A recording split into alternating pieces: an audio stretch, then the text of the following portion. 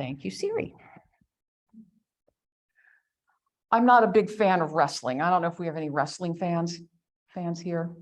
No, me neither. Amateur or professional, just not a big fan. Anybody ever been on a high school wrestling team or had a child on a wrestling team? No. I don't know. I don't even enjoy watching it like in the Summer Olympics. It's just not my thing. There's nothing wrong with it, right? Although the macho theatrics of the World Wrestling Federation or whatever they're called just is not appealing to me at all. So why would a story about wrestling be one of my favorite Bible stories? Well, this whole Jacob saga in Genesis is a fine example of the art of biblical storytelling, which is, I don't know if it happened this way, but I know that it's true. So what is the truth of this fantastical story? What might have become as a tribal legend told around campfires, it now serves as an archetypal tale of a common spiritual reality, like other themes like exile, wrestling. The spiritual kind of wrestling is another one of those universal experiences that appear in the human psyche the world over. And it has been said, this Jacob story just might be the best description of the life of faith in the entire Bible. But let's back up for a second. Who is this opponent, this contender who pounces on Jacob like Hulk Hogan as he slept? Now we have to remember that what had brought Jacob to be camping out all by himself by the river in the first place? Somebody once said that all the families in the Old Testament were dysfunctional, and it's certainly true of Jacob's family. It starts back in Genesis 25 with the birth of Jacob and his twin brother Esau. The relationship between them was always one of deep-seated hostility, and it was stemming from the fact that their parents, Isaac and Rebekah, played favorites. Isaac favored Esau, while Jacob was Rebekah's favorite. But the sibling rivalry turned treacherous when Jacob cheated Esau out of his birthright, which entitled him to a double share of the family inheritance because he was the elder. And then Jacob also swindled the family blessing from his blind and dying father Isaac. When Esau threatened to kill him, Rebekah warned Jacob to flee to his uncle Laban's home in another country. And Isaac says, while you're there, marry one of Uncle Laban's daughters. So off Jacob goes. But before he got there, something strange happened. On the way, he stopped to rest for the night. He lay down and he used a stone for a pillow under his head. Doesn't sound very comfortable to me, but that's what he did. And in his sleep, he dreamed that there was a ladder that was set up on the earth, and the ladder reached up into heaven, and there were angels ascending and descending on this ladder. And then, if that wasn't strange enough, God spoke, reiterating the promise that had been made to his grandfather Abraham and to his father Isaac to bless all of the earth through their offspring. When Jacob awoke, he took the stone that had been under his head and he set it up as a pillar, and he poured oil on it, and he called that place Bethel. That's where Bethel comes in. Bethel, the house of God, is what that means, because he had talked to God in that place. And then from there, he went on to his uncle Laban's home, where he married his cousins, Leah and Rachel, and fathered 13 children with them and their 2 slaves, Bilhah and Zilpah. Now, there's a whole story there that goes on for a chapter, but you'll have to read chapter 30th for that soap opera. Well, eventually, Jacob got tired of being manipulated by his father-in-law, see the previous story, and he took off with his family and all of their possessions, plus some of Laban's. He was still the cheater, right?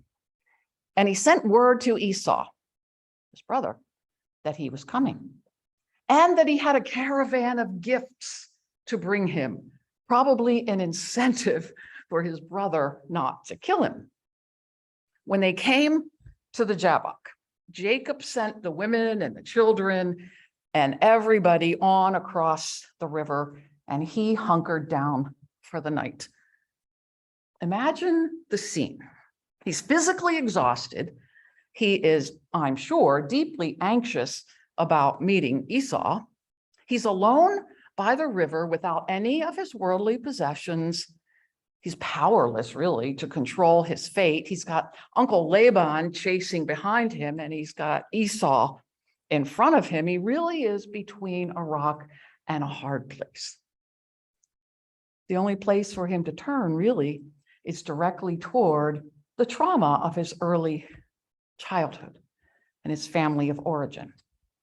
But that night, Jacob was too tired to struggle anymore, and he finally collapsed into a deep sleep. And this is where our reading comes in, because this is when his real struggle begins. That night, someone visited Jacob, and they wrestled through the night until daybreak. But who was this someone? In the New Revised Standard Version of the Bible, as well as the King James Version, Jacob's wrestling partner is referred to simply as a man. Tradition has called this mysterious stranger an angel or God in human form. But in any event, it was an encounter with the divine. And not the comforting presence of the divine that we so often crave, but it was a terrifying, physical, emotional, spiritual challenge to submit to a power greater than himself. Author Frederick Buechner calls Jacob's divine encounter at the Jabbok the magnificent defeat of the human soul at the hands of God. I think it might have said the defeat of the human ego at the hands of God. In any event, it doesn't really sound like good news, does it? Who wants to be, dare I say, a loser? Yet it's finally in defeat that Jacob is blessed. He sheds his identity as a cheater, and he's transformed into a new identity that will go on to be a blessing far beyond what he could have ever imagined. I wonder how many of us have encountered such a life-changing presence. Now, nothing like Jacob's experience, but I can recall way back in my early days of seminary being challenged by new ways of thinking and believing, also coming to terms with my own dysfunctional family and how that all shaped my views of the world and of God. It wasn't a sudden one night wrestling with God down by the river at all, but it was a process of transformation into a new way of being.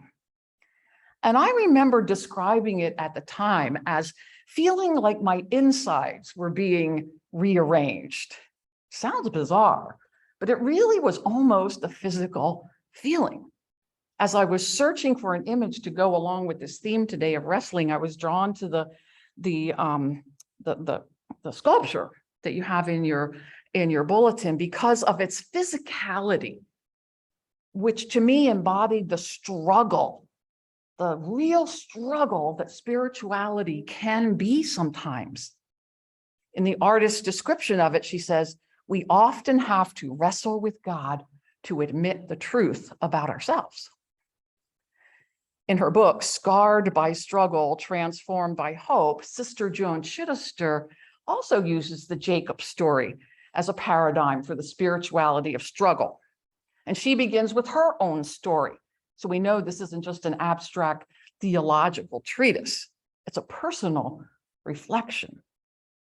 And in Jacob's story, she identifies 8 elements of our human struggle: change, isolation, darkness, fear, powerlessness, vulnerability, exhaustion, and scarring. So yeah, I can relate, and I bet some of you can too. But she says, with each human struggle, there's a corresponding divine gift: conversion, independence, faith, courage, surrender, limitations, endurance, and transformation. And she writes, Jacob does what all of us must do, if in the end we too are to become true.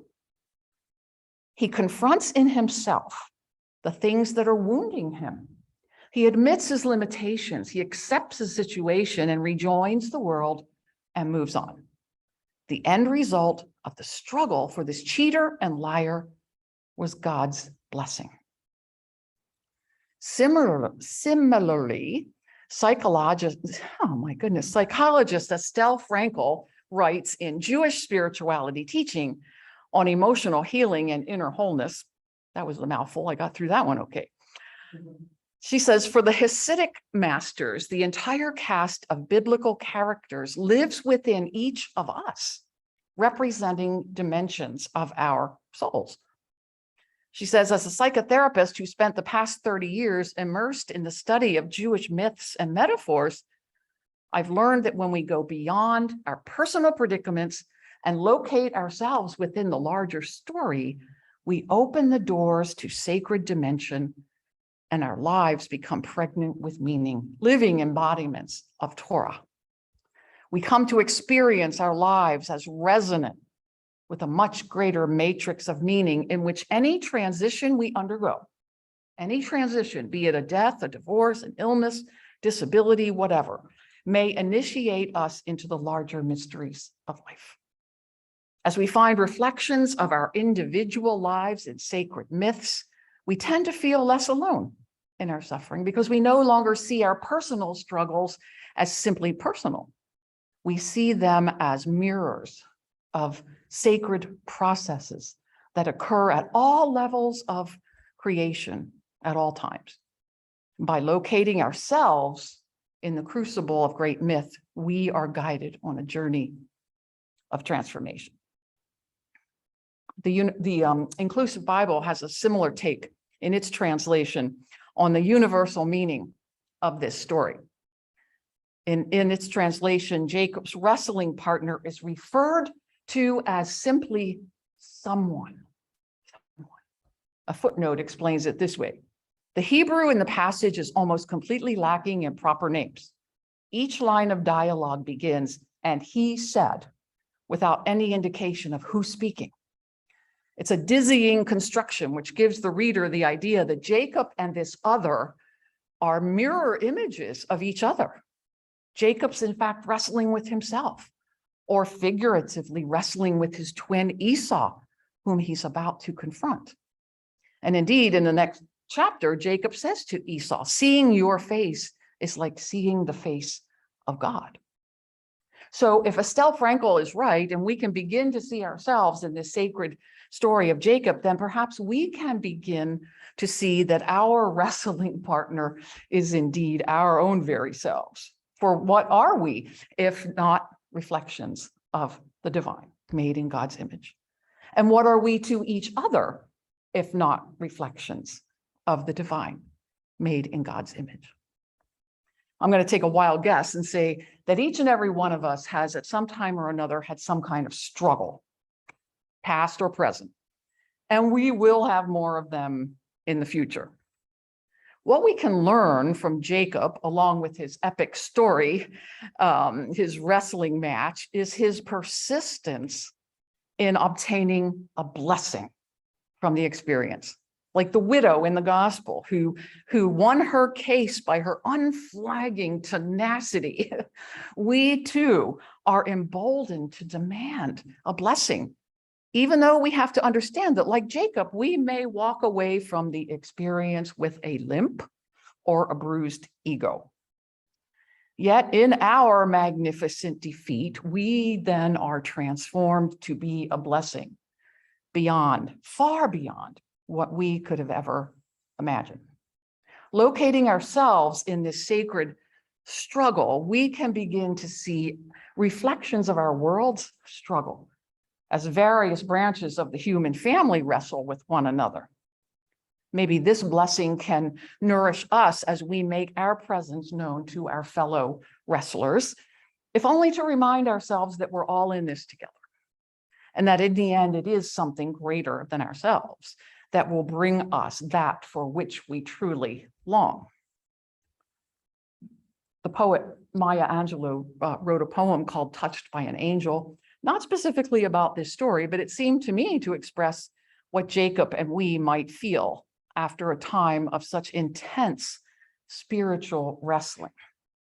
She wrote, "We, unaccustomed to courage, exiles from delight, live coiled in shells of loneliness until love leaves its high holy temple and comes into our sight to liberate us into life.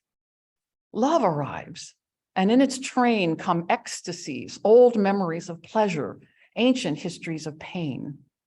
Yet if we are bold, love strikes away the chains of fear from our souls.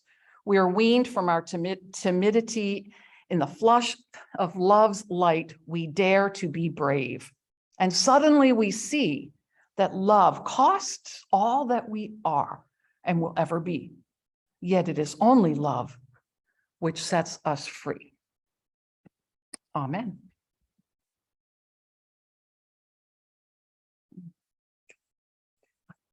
To stop recording.